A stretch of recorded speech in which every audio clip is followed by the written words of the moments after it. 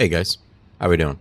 Today we're going to talk about Enzo, and before I get into any of the mods, the first thing I want to do is talk about Multitalented and how it works, so we can make sure that you're doing it correctly. So the key here is to cast your healing ability first to proc the cooldown, and then you will cast your drone.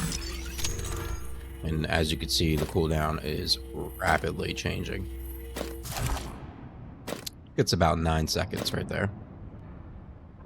Now, if we do it in the opposite order, which could kind of be thought the right way, you'll see that it absolutely is not.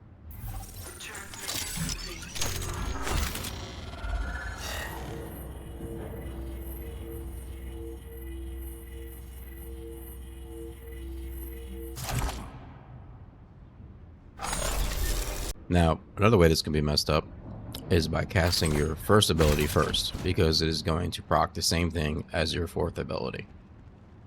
So if you try to do something like this,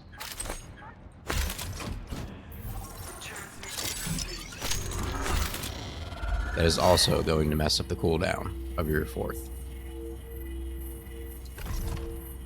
The correct way to do it, to have all two buffs out and still get the massive cooldown on the fourth, would be to use your 3 first, then your fourth, then your first. Like that. And you always want that to be in rotation. Now, another thing I want to touch on before we get into the mods is how I chose the amount of duration I did, and I switched over a whole bunch of different things, but my goal was to make sure that the duration of our fourth was about the same time as shooting our Enduring Legacy. So let's have a look at that.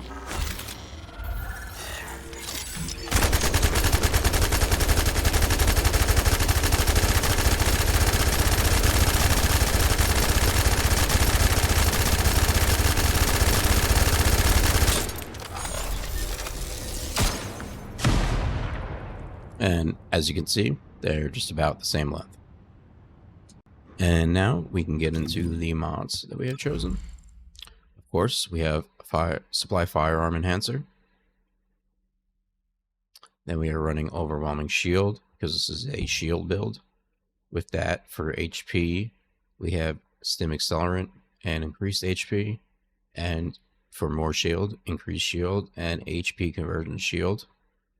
We have our 2 cooldown mods, being MP Conversion and Nimble Fingers, Maximize Duration, Shot Focus for Firearm Attack, and Multitalented. Now, like I said, the whole key is that we want to have this up every time we do a full buff rotation. And you can see, when we proc Multitalented, is a 9.2 second cooldown, which is shorter than our duration. For our reactor, we are not worried about the damage the skill power that provides. We are only worried about cooldown and duration up. So use the best cooldown and duration up reactor that you have. For our external components, we are doing a 2-piece invader with a 2-piece annihilation. That skill duration is just the little bit extra we need to make our turret last our whole Enduring Legacy firing. On our auxiliary power, max HP, MP recovery out of combat. The sensor, max MP, MP recovery in combat. For the memory, MP recovery modifier in defense. And for the processor, max shield and shield recovery modifier. Alright, let's go on to our Enduring Legacy. We have firearm attack, firearm critical hit damage, firearm critical hit rate, and bonus firearm attack versus Colossus.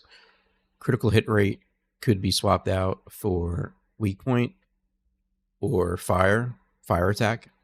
They all equal out to about the same. To our mod, it is a sharp precision shot build.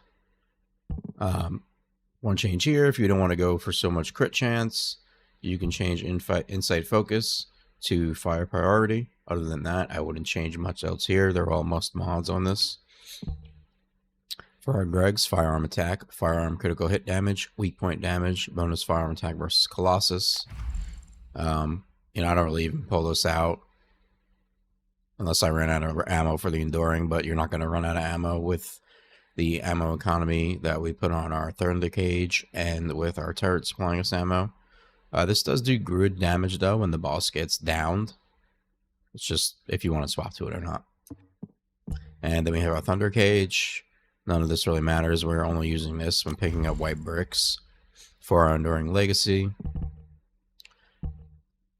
This is when you acquire special rounds, you change some of that to general rounds. This is going to max the percentage of general rounds that you can carry. This is just weapon change speed for when I need to swap. It's just quality of life mod. And this is to expand the max general rounds you can carry by 50%. And this is just another quality of life mod. And Fire Infestor is something I use on other characters when I don't have an Enzo around. But since I'm on Enzo, I won't be using this. And going to our Inversion Reinforcement, we're using selective neurostimulation, neural focus augmentation, and high density toxic particle membrane, just for a little extra toxic resistance. Other than that, that pretty much covers the build. We got 25,599 shield here. Extremely hard to die. Just use your 3 ability and you won't fall over, I promise. Any questions or suggestions about the build, let me know in the comments. Like and subscribe if you can. Thanks guys, peace.